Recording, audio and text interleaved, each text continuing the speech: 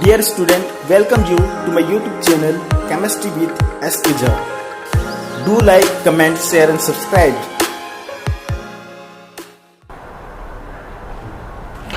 Good evening students, हम लोग आज 11th क्लास के बारे में पढ़ेंगे, ठीक है। क्योंकि बहुत सारे बच्चे ऐसे होते हैं जो 10th क्लास के बाद उनको केमिस्ट्री टफ लगता है, या फिर बहुत सारे स्टूडेंट 11th क्लास में कह सकते हैं कि मैट्रिक के बाद साइंस लेना नहीं चाहते हैं क्योंकि उनको केमिस्ट्री टफ लगता है। लेकिन केमिस्ट्री एक्चुअली में बहुत ही आसान है। केमिस्ट्री आसान इसलिए क्योंकि उनमें छोटी छोटी चीज़ों से बनाना रहता है, छोटी छोटी चीज़ों पर ध्यान देना है।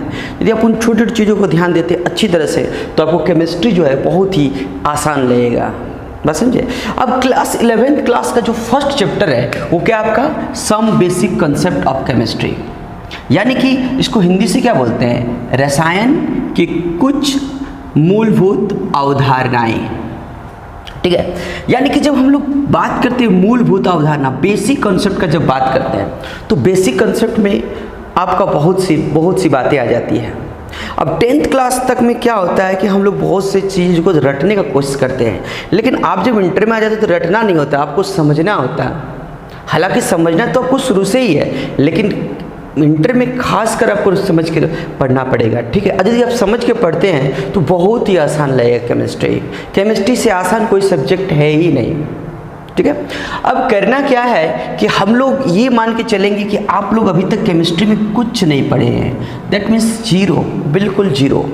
मैं ये मान के वीडियो बनाऊंगा 11th क्लास का हर एक चैप्टर का, हर एक टॉपिक का मैं वीडियो बनाऊंगा शुरू से ये मान के कि ये जो है आप जीरो, यानी कि आप पढ़ने के दौरान में जो भी वर्ड आ जाए उस वर्ड को सबसे पहले हम लोग क्या करेंगे, क्लियर करेंगे। और यदि क्लियर नहीं किए तो फिर आपको दिक्कत करेगा। डेफिनेशन हो या जो भी हो, उसके अंतर्गत आने वाला हर एक वर्ड का मीनिंग आपको पता होना चाहिए।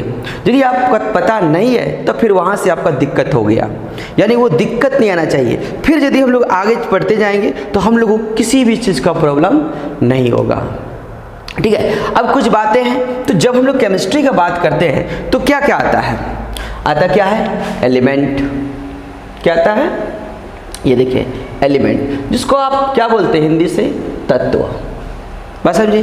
फिर आपको क्या आता है कंपाउंड, ठीक है, जिसको आप क्या बोलते हैं यौगिक, ठीक है। और क्या आएगा एटम, जिसको आप क्या बोलते हैं परमाणु, ठीक। और आपका है मॉलिक्यूल, और ये आपका हो जाएगा अणु, और भी आयंस है ना। अब यहाँ पर सवाल ये है, इससे पहले हम लोग क्या करेंगे, केमिस्ट्री होता क्या है, केमिस्ट्री का डेफिनेशन। केमिस्ट्री क्या है, केमिस्ट्री सबसे पहले आप लोग 10th क्लास में क्या पढ़ते थे, 10th क्लास में साइंस पढ़ते थे। तो साइंस में कौन होता था, साइंस में फिजिक्स, साइंस में केमिस्ट्री और साइंस में बायोलॉजी, ये तीन है। तीन ठो मिलकर आप लोगों को साइंस बना हुआ है, ठीक है। आपको पढ़ना क्या है केमिस्ट्री, यानी केमिस्ट्री केमिस्ट्री है तो केमिस्ट्री साइंस का क्या है, एक भाग है। साइंस का क्या है, एक भाग है, जिसमें हम लोग पढ़ेंगे किसके बारे में, मैटर हो गया। और मैटर मतलब पदार्थ, मैटर का क्या होगा स्ट्रक्चर हो गया, मैटर का आपका क्या बोलते हैं उसको प्रॉपर्टीज हो गया। उसके बाद आप उसके बारे में किसके बारे में, किससे बना है, दैट मीन्स कंपोजिशन। और भी हम लोग पढ़ते हैं मैटर में, तो मैटर का ये सब पढ़ेंगे किसमें, केमिस्ट्री में। सब साफ बोल सकते हैं कि साइंस का वह ब्रांच, विज्ञान का वह शाखा जिसमें हम लोग मैटर और मैटर के स्ट्रक्चर, मैटर के प्रॉपर्टीज, मैटर के कंपोजिशन etc के बारे में हम लोग पढ़ते हैं, ठीक है। तो जब आगे एक इसमें डेफिनेशन में क्या है, मैटर मतलब क्या होता है, हिंदी से इसको क्या बोलते हैं पदार्थ। मैटर को हिंदी से क्या बोलते हैं, पदार्थ। तो जो जैसा मैंने कहा कि हर एक डेफिनेशन में जो भी वर्ड आए उसको समझना बहुत ज़रूरी है। यदि आप उसको नहीं समझते हैं तो कहीं ना कहीं आपके लिए आगे वो डिफ़िकल्ट हो जाएगा। इसलिए मैंने क्या कहा, मैटर होता क्या है, हम लोग जानते हैं मैटर क्या है। मैटर क्या ये मार्कर मैटर है, बिल्कुल मैटर है। मैटर का डेफिनेशन होता क्या है, मैटर जो स्पेस को ऑक्यूपाई करता है, क्या ये स्पेस ऑक्यूपाई करेगा, और जिसका अपना कुछ मास हो, क्या इसका कुछ मास होगा, बिल्कुल होगा। तो इसे हम लोग क्या कहेंगे? मैटर कहेंगे। ठीक है, अब मैटर को यदि हम लोग इसको क्लासिफाइड करना चाहेंगे तो मैटर के दो तरह से हम इसको क्लासिफाइड कर सकते हैं, एक फिजिकल क्लासिफिकेशन से और एक केमिकल क्लासिफिकेशन से। ये देखिए, एक हो गया फिजिकल क्लासिफिकेशन और एक हो गया केमिकल क्लासिफिकेशन। ठीक है, तो अब फिजिकल का मतलब क्या होता है? भौतिक। नहीं, भौतिक दृष्टि से आप मैटर को किस तरह से क्लासिफाइड करते हैं? तो हम लोग सब जानते हैं कि जो भौतिक यानी फिजिकल क्लासिफिकेशन होता है वो किस तरह से होता है? सॉलिड, जिसको आप बोलते हैं ठोस, उसके बाद क्या है? लिक्विड, और क्या है? गैस। हम लोग क्लास 6 से पढ़ते आते हैं, लेकिन मैंने क्या कहा कि ये मान के चल रहे हम लोग कि केमिस्ट्री में आप लोग क्या हैं? 0। इसलिए अब 6 क्लास में क्या पढ़े, 7 क्लास में क्या पढ़े, 8 क्लास में क्या पढ़े, उससे मेरे कोई मतलब नहीं है। ठीक है, मेरे पढ़ाने के दौरान में जो भी वर्ड आएगा मैं उसको समझाते हुए जाऊँगा, ताकि इससे क्या होगा कि हो सकता है कुछ बच्चे 6 क्लास में अच्छा से नहीं पढ़े हो, 7 क्लास में अच्छा से नहीं पढ़े हो, तो उसके लिए तो टफ लगेगा। इसलिए मैंने इसीलिए मैंने यहाँ लिखा क्या कि आप बिल्कुल केमिस्ट्री में अभी तक क्या है? 0। तो जो जो डेफिनेशन में जो जो वर्ड आते जाएगा उसको हम क्या करेंगे? उसको एक्सप्लेन करते जाएंगे। ओके, तो डेफिनेशन में जो मैटर आया, मैटर में हम लोग क्या है? सॉलिड, लिक्विड और गैस। अब सॉलिड के बारे में बात करते हैं। सॉलिड क्या होता है? जिसका जो वॉल्यूम होता है, बस समझे, जिसका वॉल्यूम और वॉल्यूम यानी इसको हिंदी से क्या बोलते हैं? आयतन। ठीक है, आयतन और आकार दोनों क्या होता है? आयतन तथा आकार क्या होता है? एकदम फिक्स होता है, निश्चित होता है, इसमें कोई चेंजिंग नहीं होगा। अब यहाँ पर एक वर्ड आ गया आयतन और ये आकार, इसको भी समझना बहुत जरूरी है, क्योंकि मैंने क्या कहा कि आपके डेफिनेशन में वही पुराना वाला बात। तो आयतन, आयतन मतलब क्या होता है? आयतन से हम लोग क्या समझते हैं? मैं आपको समझाता हूँ।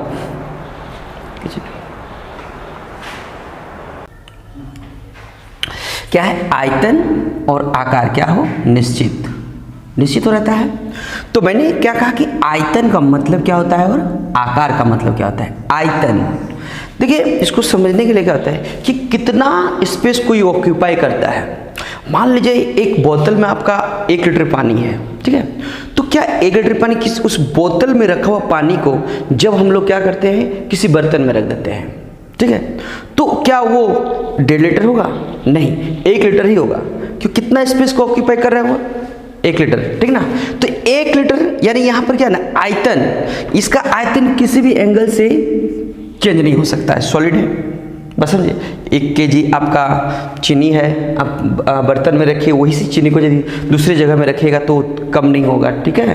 ध्यान दीजिएगा, आकार मतलब क्या हुआ? जैसे कि सपोज कीजिए क्रिकेट बॉल है, एक फुटबॉल है, ठीक है, मान लीजिए ट्रायंगल है, तो ये सब क्या हुआ? इसका शेप हुआ, आकार हुआ, ठीक है। तो ये दोनों क्या होगा? निश्चित होगा, फिक्स होगा। लिक्विड के बारे में बात करते हैं। लिक्विड, अच्छा, सॉलिड में क्या होता है ना कि इसके जो कण होते हैं, जिसको पार्टिकल्स बोलते हैं, वो एकदम बिल्कुल सटा हुआ रहता है, इस तरह से सटा हुआ पार्टिकल रहता है, ठीक है।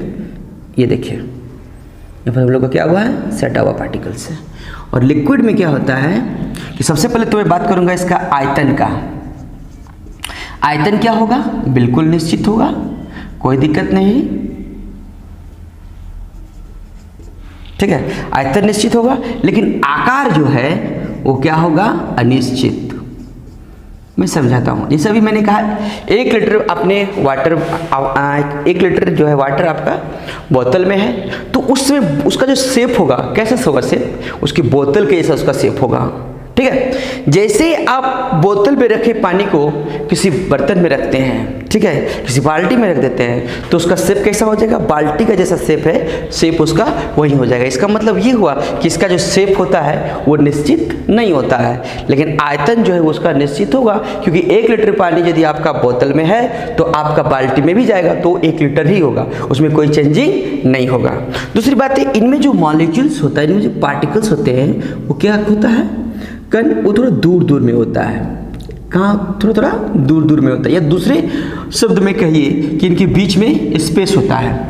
इन पार्टिकल्स के बीच में क्या होता है? स्पेस होता है। किन में? लिक्विड में। और गैस जो है, गैस में क्या होता है? मान लीजिए किसी गुब्बारा में आपका भरा हुआ हवा है, ठीक है। आपका जो गैस है, गुब्बारे के अंदर का जो गैस है उसका शेप कैसा होता है, गुब्बारे के जैसा होता है, ठीक है। उसका जो आयतन है वो गुब्बारा में जिस तरह से आपका फैला हुआ है, गुब्बारा का जो आयतन है वहाँ पे, वहीं पर गैस का भी आयतन होगा। अब इमेजिन कीजिए कि आपने गुब्बारा को फोड़ दिया, क्या होगा, हवा बाहर आ जाएगा। जैसे ही हवा बाहर आ जाएगा, मान लीजिए रूम है, ठीक है, इस रूम में चारों तरफ बंद कर दिए तो क्या हवा चारों तरफ फैल जाएगा। इसका मतलब अब देखिए इसका जो आकार होगा कैसा होगा, इस रूम का जो आकार है उसी के आकार में आपका गैस का भी हो जाएगा। दूसरी बात आयतन, आयतन इस रूम का जितना होगा उतना आयतन उस गैस का भी हो जाएगा। इसका मतलब क्या हुआ कि इसका आयतन भी अनिश्चित है, आयतन और आकार दोनों क्या है, अनिश्चित, ठीक है। दूसरा बात क्या है कि जब भी हम लोग किसी कंटेनर में गैस को रखते हैं हम लोग क्या करते हैं, इसको बंद कर देते हैं। गैस को क्या करते, बर्तन को क्या करेंगे, बंद कर देंगे। और गैस के मॉलिक्यूल्स के बीच बहुत, इनके मॉलिक्यूल्स बहुत दूर दूर में होते हैं, इनके बीच किसी प्रकार का कोई आकर्षण बल या प्रतिकर्षण बल नहीं लगता है, ये हम लोग जानते हैं। चलिए अब यहाँ पर कुछ बातें हैं केमिकल के लिए भी देख लेते हैं। केमिकल ये दो तरह का होता है, ठीक है। एक होता है प्योर और एक होता है इम्प्योर, ठीक है। इसको बोलते हैं हिंदी से शुद्ध और इसको बोलते हैं अशुद्ध, ठीक है। अब देखिए ध्यान से, जो लोग बात करते हैं इसका है ना शुद्ध, तो पहला बात क्या है कि कितने टाइप के आ जाएंगे ये, एक हो गया एलिमेंट और एक हो गया कंपाउंड। आ गया फिर एलिमेंट कंपाउंड।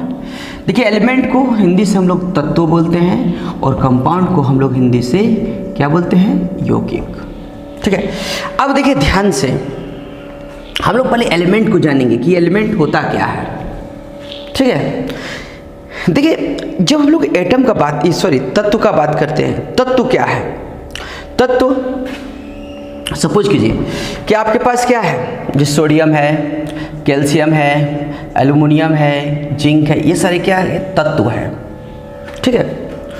तो तत्व क्या होता है कि जैसे कि सपोज कि इसको और बेहतर ढंग से समझने के लिए मान लीजिए सोडियम का 23 ग्राम लेते हैं, तो 23 ग्राम सोडियम में सोडियम के कितने तत्व होंगे, सॉरी सोडियम कितने एटम होंगे, 6.022 इंटू 10⁻23 एटम्स।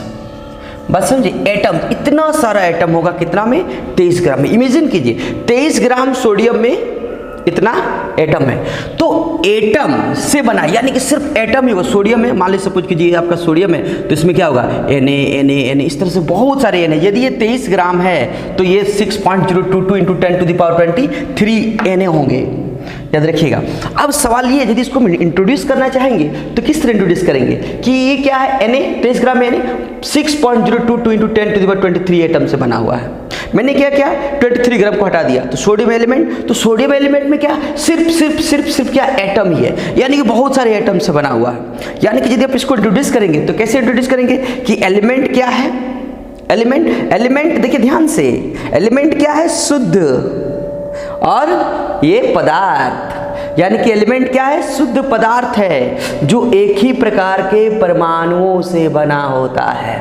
कितना इजी डिफिनेशन है कि एलिमेंट तत्व किसे कहते हैं। अभी मैंने कहा कि 23 ग्राम सोडियम इतने एटम होते हैं, मैंने 23 ग्राम को हटा दिया तो क्या आया, सिर्फ, बहुत सारे हो सकते हैं उससे कम हो या हो सकते 50 ग्राम हो, लेकिन कुछ तो जरूर होगा उसका मास, कुछ मास होगा तो उसमें कुछ एटम होंगे, और एटम मतलब कम नहीं होंगे, एटम बहुत सारे होंगे, ठीक है। तो हम लोग जब इसको इंट्रोड्यूस करेंगे तो चूंकि हमको दिखाई दे रहा है एलिमेंट क्या है, एलिमेंट इस शुद्ध का हम लोग क्लासिफाइड किए ना।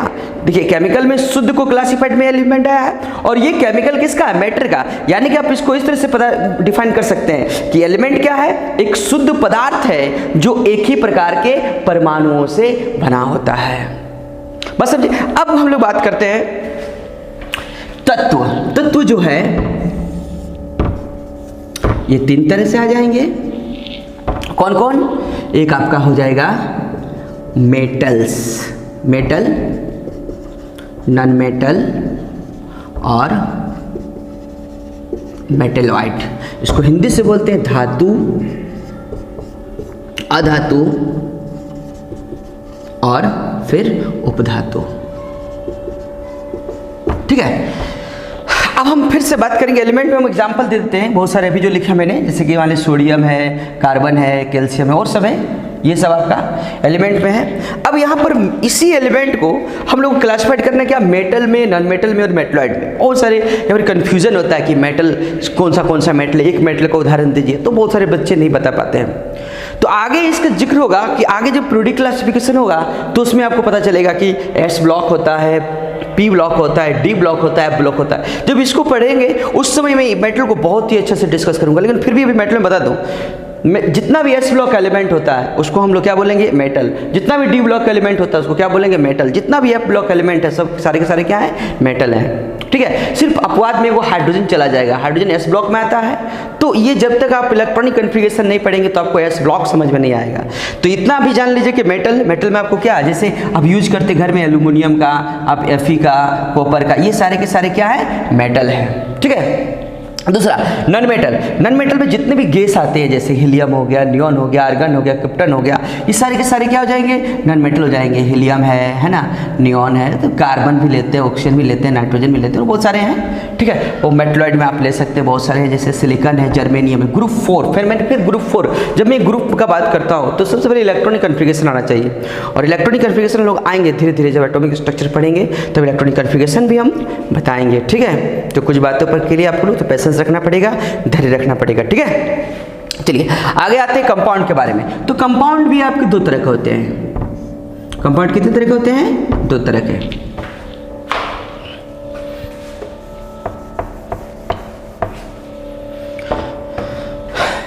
एक है इनऑर्गेनिक और एक है ऑर्गेनिक। देखिए मैं बता दूं, इनऑर्गेनिक को हिंदी से बोलते अकार्बनिक, नाम से तो पता है, और एक है कार्बनिक। ठीक है, हम लोग को हिंदी नाम बहुत ही कुछ दे जाता है ना, जैसे अकार्बनिक जिसमें कार्बन नहीं हो, जैसे आपका कार्बन जिसमें कार्बन नहीं हो ऐसा कंपाउंड, जैसे H2O हो गया, NH3 हो गया, है ना, PH3 हो गया। देखिए इसमें कार्बन है, इसका ये सब कंपाउंड में कार्बन नहीं है, ये इनऑर्गेनिक हो गया। और जो कार्बन है जिसमें आपका CH4 हो गया, C6H12O6 हो गया, ये सब में कार्बन है, तो ये ऑर्गेनिक कंपाउंड हो गया। अब हम लोग कंपाउंड में भी एग्जांपल दे सकते हैं, इसी में से एगो CH4 ले लीजिए, एक H2O ले लीजिए। ठीक है, अब इम्प्योर में कौन आ जाएगा, इम्प्योर में आपका मिश्रण है, मिक्सर जिसको बोलते हैं आप, मिक्सर, स्पेस नहीं है। अब मिक्सर को मैं यहाँ पर समझाने की कोशिश कर रहा हूँ। देखिए मिक्सर,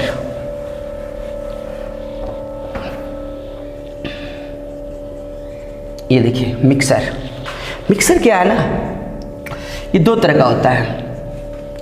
एक होमोजीनियस और एक हो गया हेटेरोजीनियस। ठीक है, इसको बोलते हैं समांगी और एगो विषमांगी। क्या मांगी, विष ना जी, समांगी और विषमांगी। तो समांगी में क्या हो जाएगा, जिससे कि देखिए चीनी का घोल हो गया, चीनी का घोल,